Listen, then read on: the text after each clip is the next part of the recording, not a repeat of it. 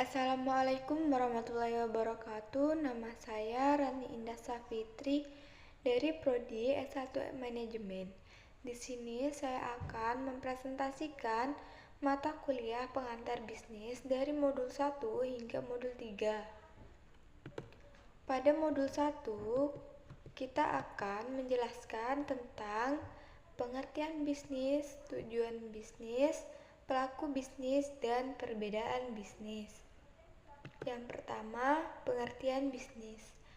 Bisnis adalah usaha individu atau kelompok yang mengembangkan dan mentransformasikan sumber dasar yang dimiliki untuk menghasilkan barang dan jasa yang dibutuhkan oleh konsumen, sehingga mendapatkan keuntungan atau laba dengan kegiatan itu.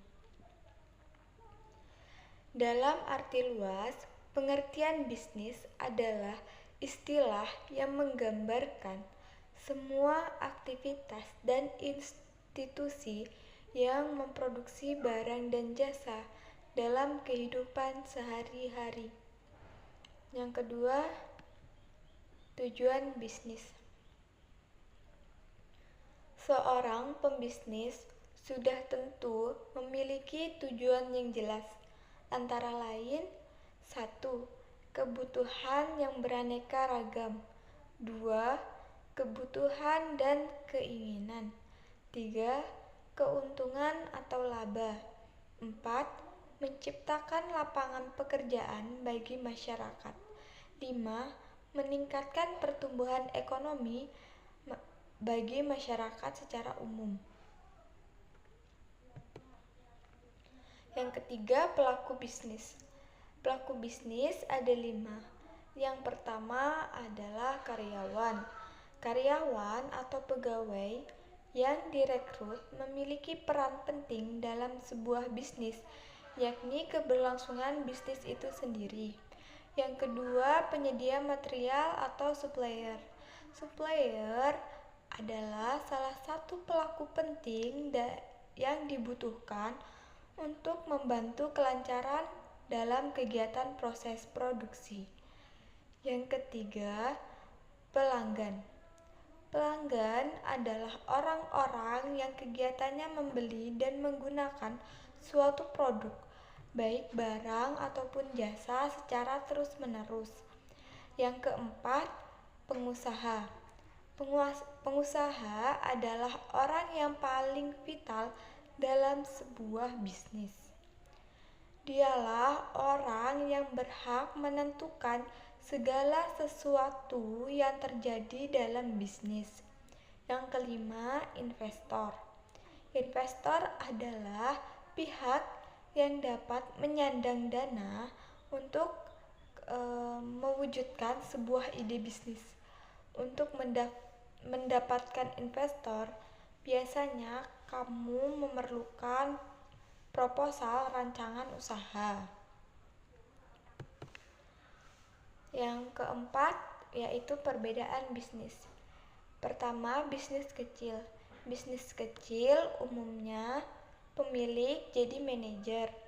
Daerah operasional lokal, organisasi sederhana, pemilik intim dengan karyawan, banyak kegagalan, pemilik serba bisa. Sedangkan bisnis besar, manajer bukanlah pemilik. Regional atau nasional, organisasi kompleks, pemilik tidak kenal dengan karyawan, jarang yang gagal, manajemen spesialis. Modul 2, yaitu tentang tanggung jawab sosial perusahaan. Tanggung jawab sosial sebuah lembaga bisnis atau perusahaan harus tancap secepat mungkin, dan etika bisnis memberikan rambu-rambu kapan harus berhenti, atau dengan kata lain, mana yang boleh, mana yang tidak boleh. Sebuah lembaga bisnis harus mampu menyelaraskan semua sumber daya yang mereka miliki untuk mencapai tujuan.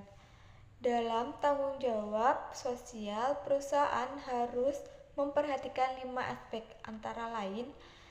Yang pertama adalah pelanggan atau customer mendapatkan produk yang aman, mendapatkan informasi, didengar, dan hak memilih. Yang kedua adalah pekerja. Pekerja harus mendapatkan jaminan keselamatan kerja, kesehatan, dan upah yang layak. Yang ketiga, pemegang saham. Perusahaan bertanggung jawab memuaskan pemilik atau pemegang saham. Manajer perusahaan memonitor keputusan perusahaan untuk meyakinkan mereka bahwa mereka membuatnya untuk kepentingan pemilik. Yang keempat, kreditur. Jika suatu perusahaan ada masalah keuangan dan tidak dapat memenuhi kewajiban, maka perusahaan wajib memberitahukan kepada pihak kreditur. Yang kelima, masyarakat atau community. Dalam tanggung jawab sosial di bidang masyarakat, perusahaan bisa membangun fasilitas umum yang dibutuhkan masyarakat atau menjadi sponsor dalam kegiatan masyarakat lokal di mana perusahaan itu berada. Modul 3. Bentuk hukum lingkungan, kebaikan dan keburukan perusahaan.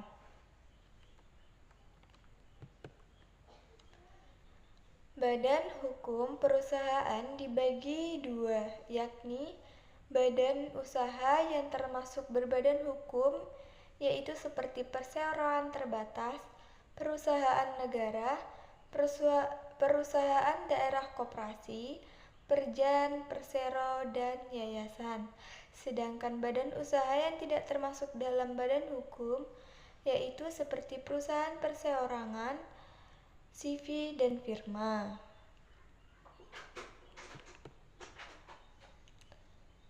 Lingkungan perusahaan atau bisnis. Yang pertama, lingkungan teknologi. Teknologi juga memungkinkan bisnis untuk mendukung upaya layanan pelanggan eksternal serta membantu individu dalam organisasi. Ada ratusan platform yang merampingkan alur kerja, tetapi juga memfasilitasi proses kerja. Mendapatkan umpan balik juga lebih mudah karena komunikasi menjadi lebih efisien.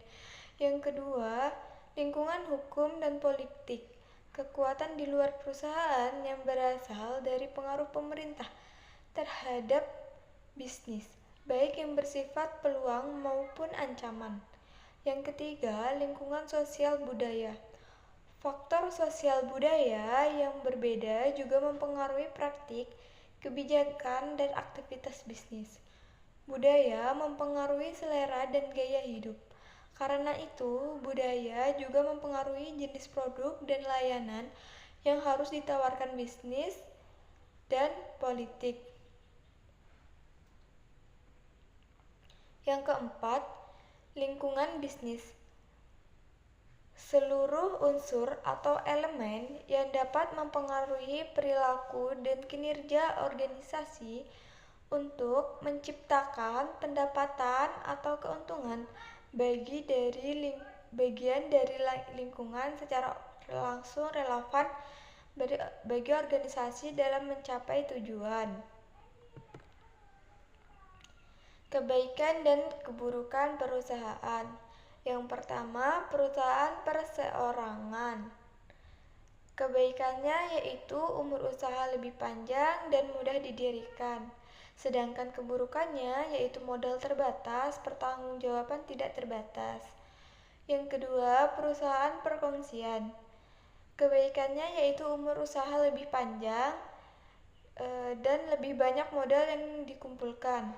Sedangkan keburukannya yaitu tanggung jawab yang tidak terbatas, berlaku hanya general partner yang harus membayar semua hutang perusahaan bagi dari perusahaan atau kekayaan pribadi. Yang ketiga yaitu perusahaan perseorangan terbatas. Kebaikannya yaitu tanggung jawab terbatas, dan saham perusahaan mudah ditunaikan. Sedangkan keburukannya yaitu 2 kali pembayaran pajak dan dapat mengurangi motivasi kerja. Sekian presentasi dari saya. Kurang lebihnya mohon maaf. Wassalamualaikum warahmatullahi wabarakatuh.